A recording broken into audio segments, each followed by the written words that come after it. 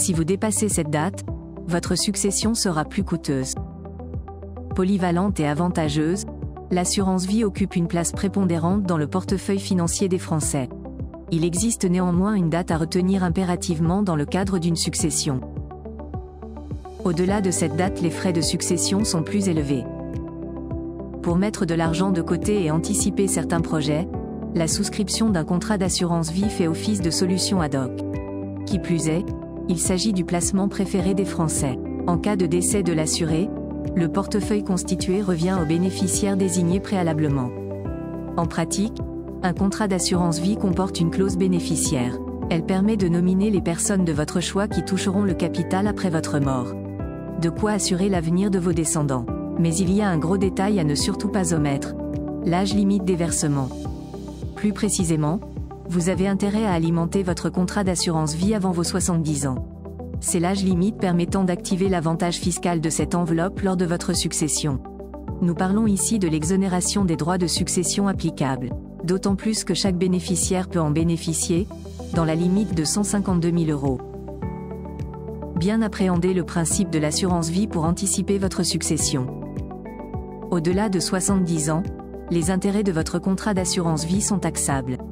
Le cas échéant, les droits de succession sont plus salés, et vous risquez ainsi de pénaliser davantage vos bénéficiaires. Si, par malheur, certains d'entre eux rencontraient des problèmes financiers après votre décès, ils ne pourraient pas récupérer les capitaux. La raison pour laquelle vous devez programmer des versements avant votre 70e anniversaire. De quoi optimiser votre succession au profit de vos enfants. L'objectif ici est de transmettre votre portefeuille financier à vos bénéficiaires tout en réduisant les droits de succession. Notons que l'espérance de vie en France progresse presque chaque année. En 2023, par exemple, celle-ci a atteint 80,1 ans pour les hommes, contre 85,8 ans pour les femmes. Des chiffres éloquents qui s'expliquent notamment par les progrès dans la lutte contre les maladies cardiovasculaires et les cancers. Malgré cette hausse de l'espérance de vie, il faut anticiper la transmission de votre patrimoine. D'où la nécessité d'ouvrir un contrat d'assurance vie en amont. L'idéal serait d'y verser vos économies dès le début de votre carrière professionnelle.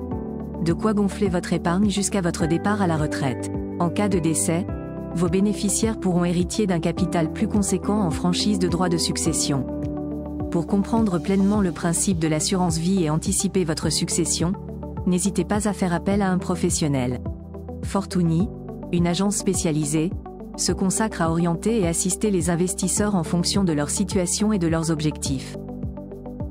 Zoom sur les alternatives de l'assurance vie. De fait, il n'y a pas de placement qui se vale à l'assurance vie. Elle se démarque par sa grande souplesse. Votre épargne peut être utilisée à différentes fins, la préparation de votre retraite, le financement d'un futur projet, l'anticipation des imprévus de la vie, accidents, par exemple.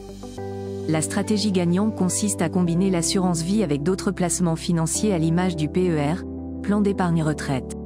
Idem pour le PEA, plan d'épargne en action. Rappelons que celui-ci ouvre des portes vers les marchés boursiers. Cerise sur le gâteau, vous pouvez bénéficier du mode de gestion piloté, ou sous mandat.